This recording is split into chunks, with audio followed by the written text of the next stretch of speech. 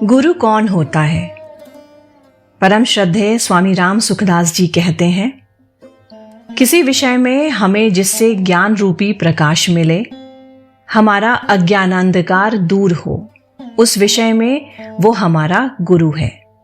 जैसे हम किसी से मार्ग पूछते हैं और वो हमें मार्ग बताता है, तो मार्ग बताने वाला हमारा गुरु हो गया।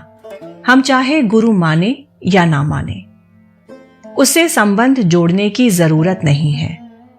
विवाह के समय ब्राह्मण कन्या का संबंध वर के साथ करा देता है, तो उनका उम्र भर के लिए पति पत्नी का संबंध जुड़ जाता है।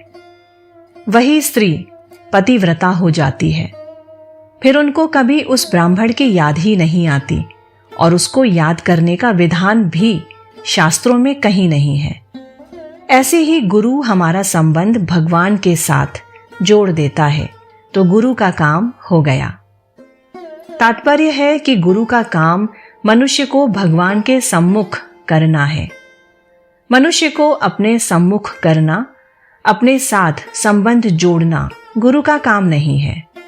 इसी तरह हमारा काम भी भगवान के साथ संबंध जोड़ना है, गुरु के साथ नहीं। जैसे संसार में कोई माँ है, कोई बाप है, कोई भतीजा है, कोई भाभी है, कोई स्त्री, कोई पुत्र है, ऐसे ही अगर एक गुरु के साथ और संबंध जुड़ गया तो इससे क्या लाभ? पहले अनेक बंधन थे ही, अब एक बंधन और हो गया। भगवान के साथ तो हमारा संबंध सदा से और स्वतः स्वाभाविक है, क्योंकि हम भगवान के सनातन अंश हैं। ममैवांशो जीवलोके जीवभूतः सनातनः, गीता अध्याय 15। ईश्वर अंश जीव अविनाशी, मानस। गुरु उस भूले हुए संबंध की याद कराता है, कोई नया संबंध नहीं जोड़ता। मैं प्रायः यह पूछा करता हूं कि पहले बेटा होता है कि बाप? इसका उत्तर प्रायः यही मिलता है कि बाप पहले होता है, परंतु वास्तव में देखा जाए तो पहले बेटा होता है, फिर बाप होता है। कारण कि बेटा पैदा हुए बिना उसका बाप नाम होगा ही नहीं।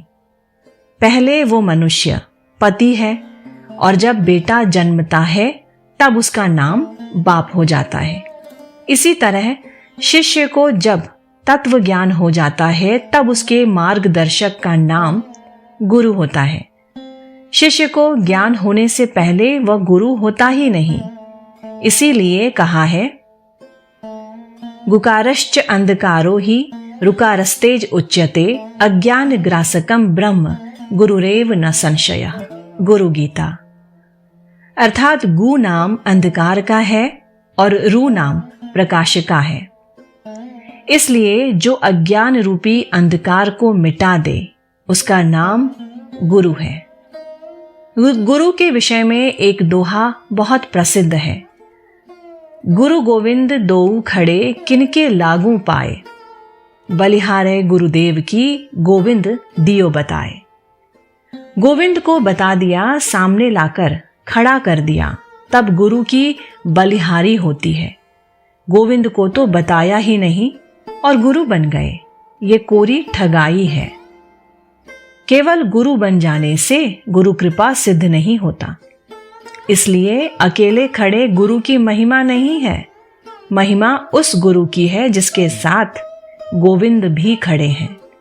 गुरु गोविंद दोऊ खड़े, अर्थात जिसने भगवान की प्राप्ति करा दी हो। असली गुरु वह होता है जिसके मन में चेले के कल्याण की इच्छा हो, और चेला वह होता है जिसमें गुरु की भक्ति हो। अगर गुरु पहुंचा हुआ हो और शिष्य सच्चे हृदय से आज्ञा पालन करने वाला हो, तो शिष्य का उद्धार होने में संदेह नहीं। पारस केरा गुण किसा, पलटा नहीं लोहा, कई तो निज पारस नहीं, कई बीच रहा बिछोहा। अगर पारस के स्पर्श से लोहा सोना नहीं बना तो वो पारस असली पारस ही नहीं, अथवा लोहा असली लोहा नहीं है, अथवा बीच में कोई आड़ है। इसी तरह अगर शिष्य को तत्व ज्ञान न हुआ तो गुरु तत्व प्राप्त नहीं है, अथवा शिष्य आज्ञा पालन करने वाला नहीं है, अथवा बीच में कोई कपट भाव है, आड़ है।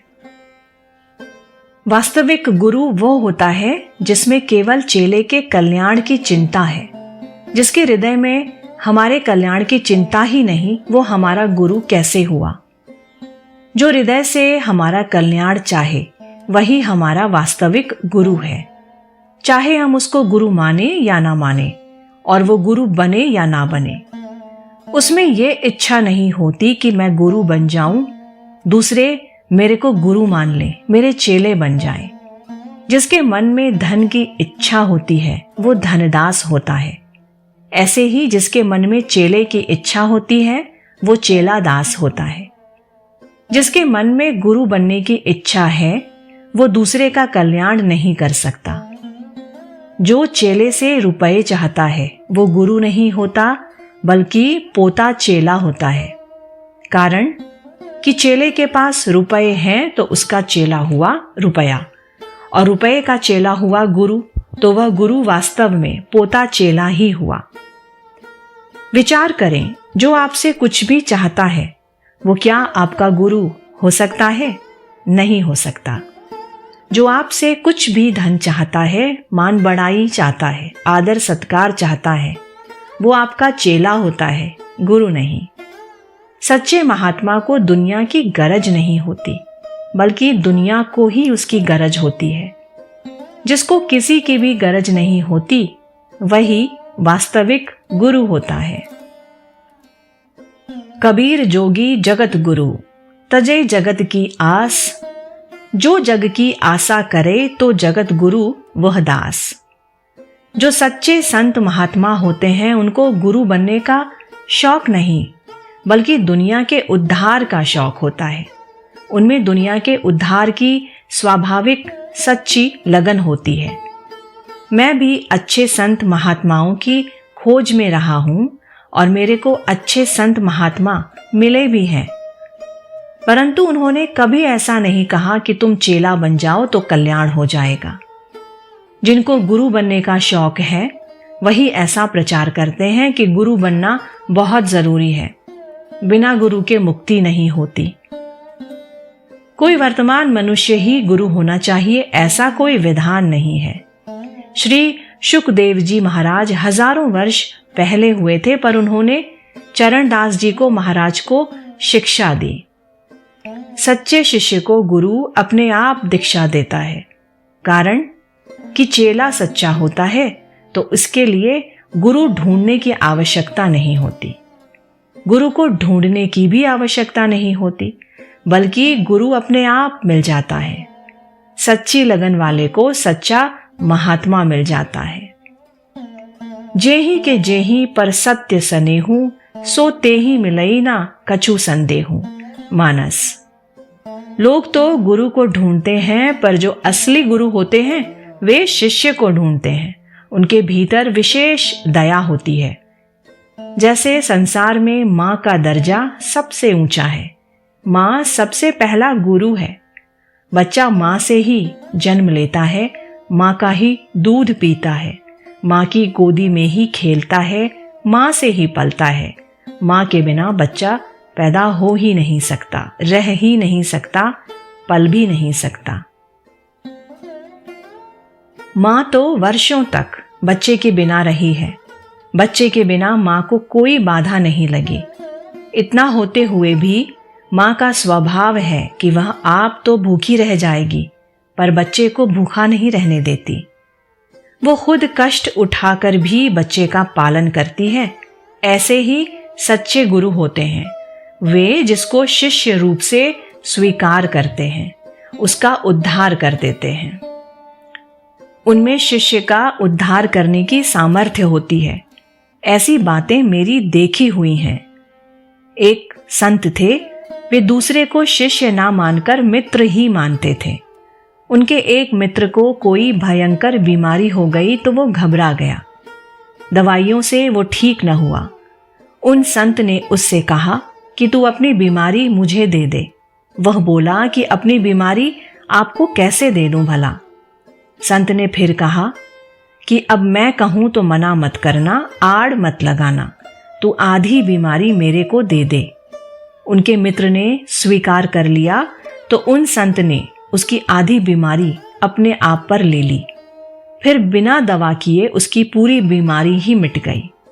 इस प्रकार जो समर्थ होते हैं वे गुरु बन सकते हैं, परंतु इतने समर्थ होने पर भी उन्होंने उम्र भर किसी को चेला नहीं बनाया। गुरु बनाने पर उसकी महिमा बताते हैं कि गुरु गोविंद से बढ़कर है। इसका नतीजा यह होता है कि चेला भगवान के भजन में ना लगकर गुरु के ही भजन में लग जाता है। ये अच्छे संत की बात है। उनको चेलों ने भगवान से बढ़कर मानना शुरू कर दिया तो उन्होंने चेला बनाना ही छोड़ दिया और फिर उम्र भर कभी चेला बनाया ही नहीं। कारण कि चेले भगवान को तो पकड़ते नहीं, गुरु को ही पकड़ लेते हैं। गुरु की बात सुनकर मनुष्य भगवान में लग जाए तो ठीक है, पर वो गुरु में ही लग जाए तो बड़ी हानि की बात है। चेले को अपने में लगाने वाले कालनेमी अथवा कपट मुनि होते हैं, गुरु नहीं होते। गुरु वे होते हैं जो चेले को भगवान में लगा देते हैं। भगवान के समान हमारा हित चाहने वाला गुरु, पिता, माता, बंधु, समर्थ आदि कोई नहीं है। उमा राम समहित जग माही, गुरु पितु मातु बंधु प्रभु नाही। मानस। भगवान की जगह अपनी पूजा करवाना पाखंडियों का काम है। जिसके भीतर शिष्य बनाने की इच्छा है, रुपयों की इच्छा है, मकान आश्रम आदि बनाने की इच्छा है, मान बढ़ाई की इच्छा है, अपने प्रसिद्धि की इच्छा है, उसके द्वारा दूसरे का कल्याण होना तो दूर रहा, उसका अपना कल्याण भी नहीं हो सकता। शीश शाखा सुत वित्त को तरसे, परम तत्व को कैसे परसे। उसके द्वारा लोगों की वही दुर्दशा होती है जो कपटी मुनि के द्वारा राजा प्रताप भानु की हुई। कल्याण तो उनके संग से होता है जिनके भीतर सबका कल्याण करने की भावना है, दूसरे के कल्याण के सिवा जिनके भीतर कोई इच्छा नहीं है। जो स्वयं इच्छा रहित होता है वही दूसरे को इच्छा रहित कर सकता है। इच्छा वाले के द्वारा ठगाई होती है, कल्याण नहीं। यह सिद्धांत है कि जो दूसरे को कमजोर बनाता है वो खुद कमजोर होता है, जो दूसरे को समर्थ बनाता है वो खुद समर्थ होता है। जो दूसरे को चेला बनाता है वो समर्थ नहीं होता, जो गुरु होता है वह दूसरे को भी गुरु ही बनाता है। भगवान सबसे बड़े हैं, इसलिए वे कभी किसी को छोटा नहीं बनाते। जो भगवान के चरणों की शरण हो जाता है वो संसार में बड़ा हो जाता है। भगवान सबको अपना मित्र बनाते हैं, अपने समान बनाते हैं, किसी को अपना चेला नहीं बनाते। जैसे निषाद राज सिद्ध भक्त था, विभीषण साधक था और सुग्रीव भोगी था, पर भगवान राम ने तीनों को ही अपना मित्र बनाया। अर्जुन तो अपने को भगवान का शिष्य मानता था, पर भगवान अपने को गुरु ना मानकर मित्र ही मानते हैं। वेदों में भी भगवान को जीव का सखा बताया गया है। सदा साथ रहने वाले तथा परस्पर सखा भाव रखने वाले दो पक्षी, जीवात्मा और परमात्मा, एक ही वृक्ष शरीर का आश्रय लेकर रहते हैं। जो खुद बड़ा होता है वो दूसरे को भी बड़ा ही बनाता है, जो दूसरे को छोटा बनाता है वो खुद छोटा होता है। जो वास्तव में बड़ा होता है उसको छोटा बनने में लज्जा भी नहीं आती। क्षत्रियों के समुदाय में 18 अक्षौहिणी सेना में भगवान घोड़े हाँकने वाले बने। अर्जुन ने कहा कि दोनों सेनाओं के बीच में मेरा रथ खड़ा करो, तो भगवान शिष्य की तरह अर्जुन की आज्ञा का पालन करते हैं। ऐसे ही पांडवों ने यज्ञ किया तो उसमें सबसे पहले भगवान श्री कृष्ण का पूजन किया, परंतु उस यज्ञ में ब्राह्मणों की जूठी पत्तलें उठाने का काम भी भगवान ने स्वयं किया। छोटा काम करने में भगवान को लज्जा नहीं आती। जो खुद छोटा होता है उसी को लज्जा आती है और भय लगता है कि कोई मेरे को छोटा न समझ ले, कोई मेरा अपमान ना कर दे।